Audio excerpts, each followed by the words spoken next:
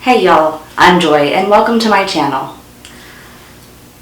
Spooky season, my favorite time of year.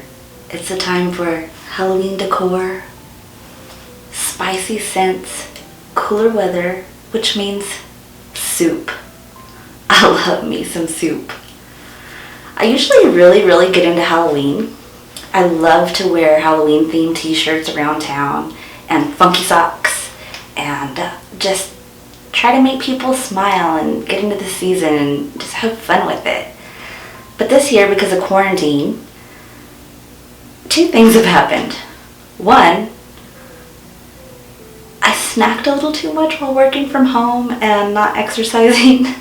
So my fun, spooky Halloween themed t-shirts don't really fit me anymore. Because I boarded the chonky train, and I'm okay with that. And two, there really isn't anywhere to go anymore, and people are wearing masks, so it's really hard to tell whether they're smiling or not. So my work schedule changed, so I am going to the office a few days a week. So I thought, why not put something together that's office appropriate, but still represents the fun of the season. Also, I wanted to incorporate my 1910s elementary school granny librarian aesthetic into it. So let's dive in. So I started out with this 1918 ladies two-piece skirt pattern that I got from Vintage Pattern Lending Library on Etsy. It's a really good pattern, well worth the price. The paper is high quality. I enjoyed working with it. It doesn't have much in the way of instructions because of the fact that it is copied off of an original, but I really do recommend this seller's patterns. They're really nice to work with.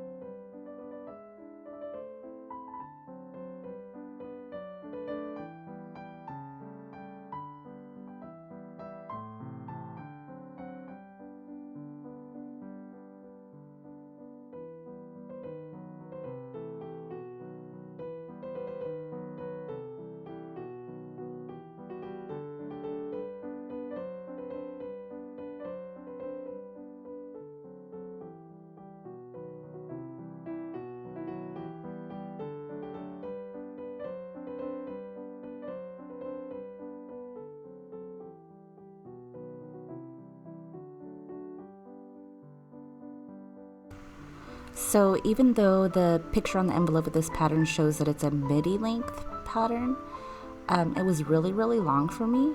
So I went ahead and shortened it, and I just made a whole nother pattern piece. That way I could use it in the future.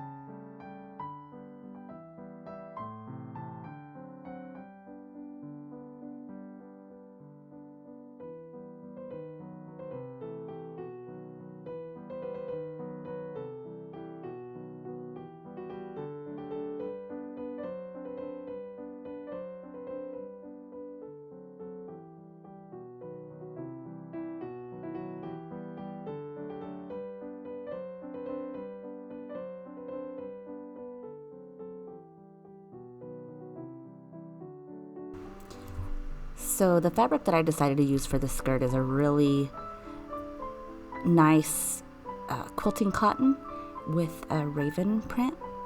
and I thought it was kind of creepy and pretty at the same time.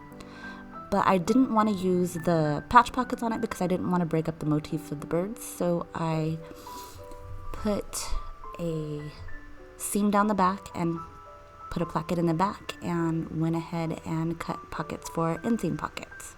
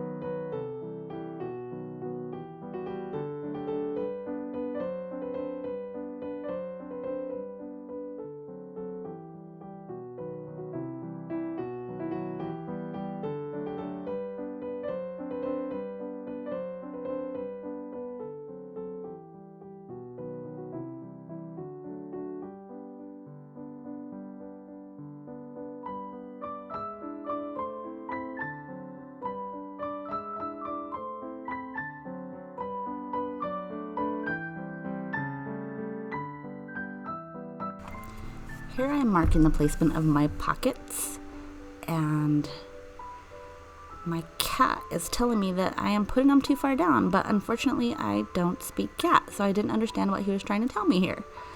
But I do like to take an assembly line approach, and I try to pin everything together that I can take to the machine and sew at one time. So I am pinning all of it together and getting it ready to take to the machine.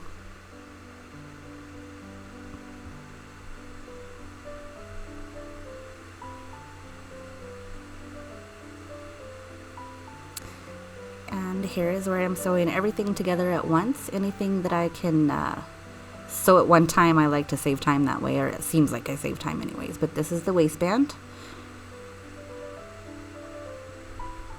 And then I am attaching the two pieces of my hem facing together right here. And I am sewing my pockets on. And I do like to bring my needle in closer to the inside of the seam allowance. That way the pocket color, if it's different, doesn't show on the outside once it's ironed out and finished.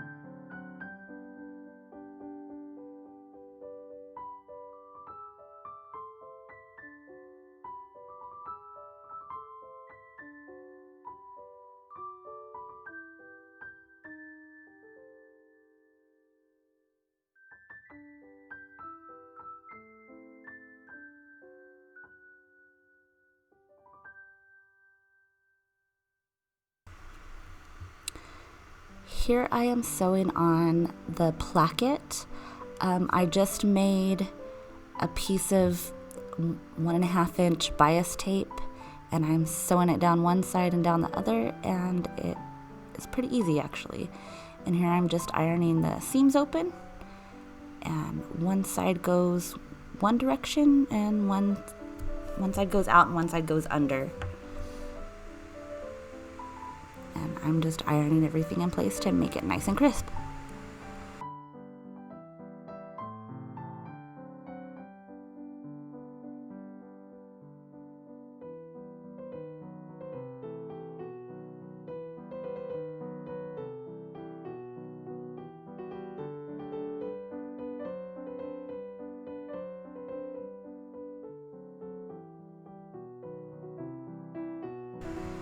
once I've finished ironing everything down in place like I like it, I do like to baste it, especially because when I finish things by hand, I'd rather not deal with pins because your thread gets caught on them or you poke yourself or something like that. So here I am basting my plackets into place, and this will be how I hand sew them down.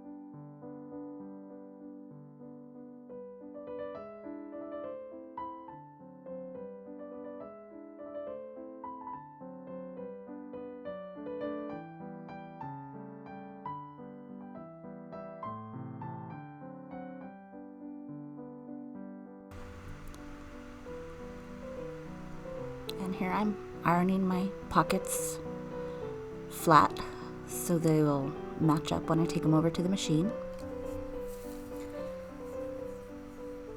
And I'm also ironing my seams open on my hem facing.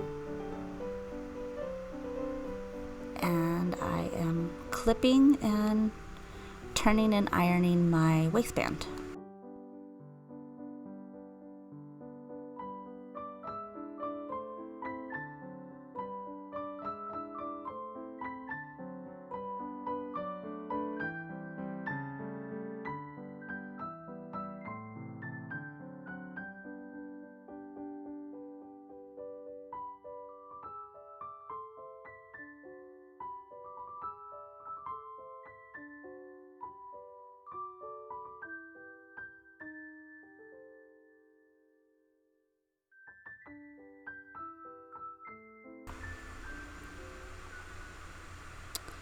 Here I am sewing the side seams with the pockets.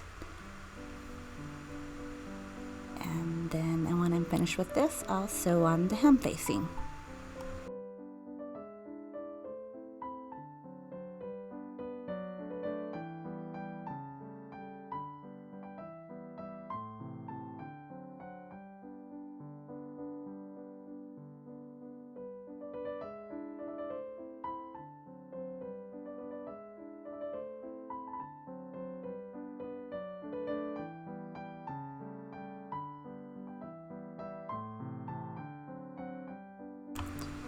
And here I'm ironing my hem facing and ironing the top edge under to get it ready for hand hemming.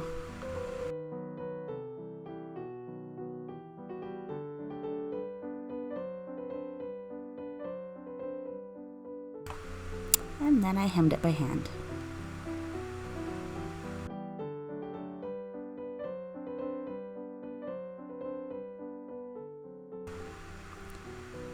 And gathered the top edge of the skirt to make sure that it fit into the waistband.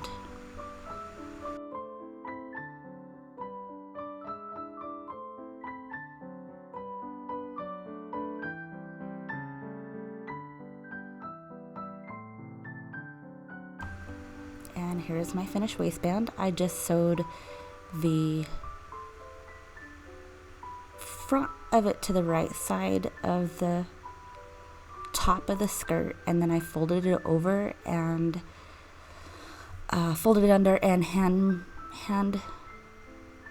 stitched it all the way around, whip stitched it to the skirt.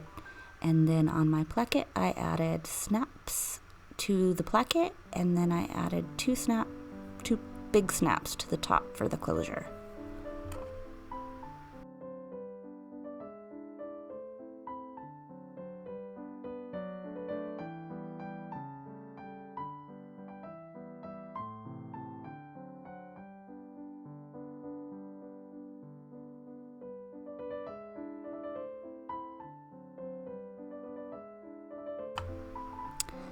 The blouse pattern that I used is an actual pattern from 1919 that I bought. I am cutting out here, but if you'll notice, I've lengthened by about 3.5 inches the bottom because it went into an elastic casing and I just didn't want to do it that way this time. You'll also notice that I didn't have enough fabric to cut the collar on the fold like it was supposed to, and I only made a 1-layer collar instead of doing a 2-layer like I probably should have, but I just didn't have much fabric. But this is basically going to be kind of a wearable mock-up. I just wanted to try out the pattern.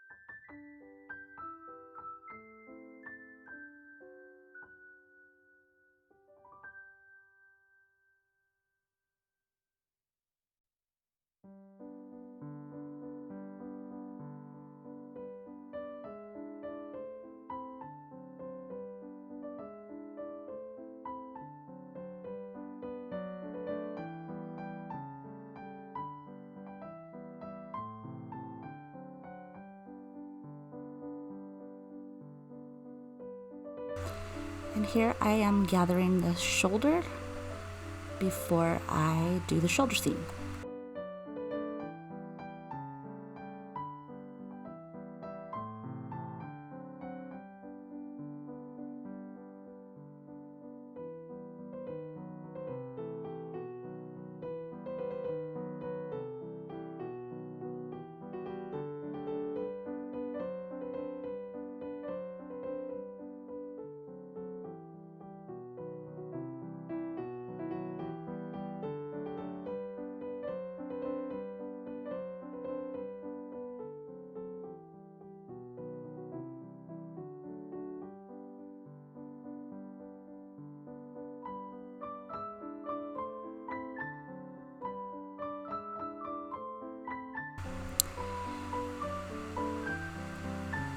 I am basting the yoke onto the top of the shoulder seams, pinning it down and then basting it because it's a lot easier to get closer to the edge when you take it to the machine.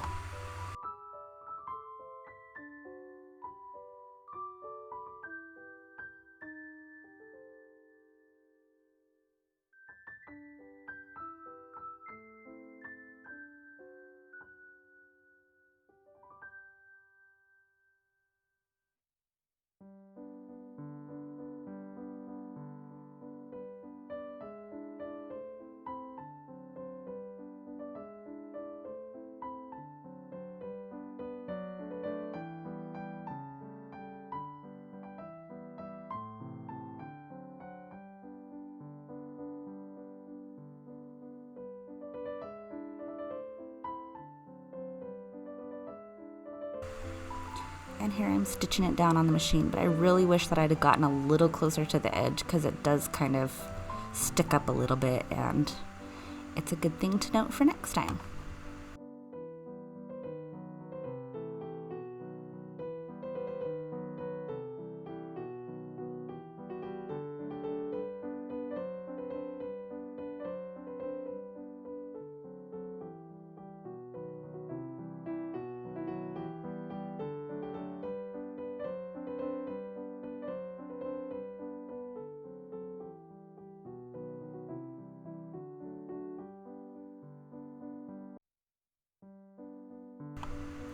And I'm sewing up the side seams of the blouse right here. Pretty straight and simple.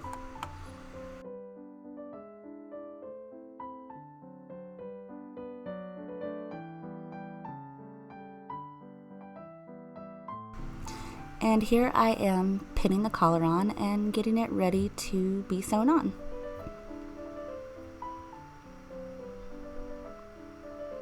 And holy crap, I need to lay off the chicharrones because I have gotten a double chin.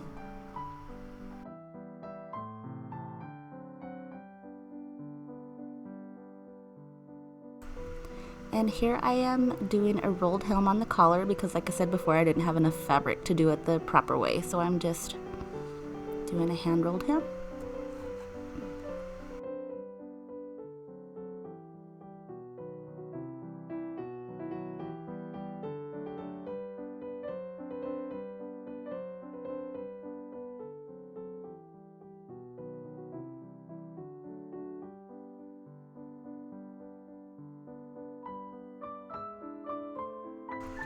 And here I am hemming the sleeves. I also did put lace around the edges of the sleeves and around the entirety of the collar to kind of, it looked a little Boy Scouty to me, so I just wanted to kind of dress it up a little bit, make it look a little more feminine.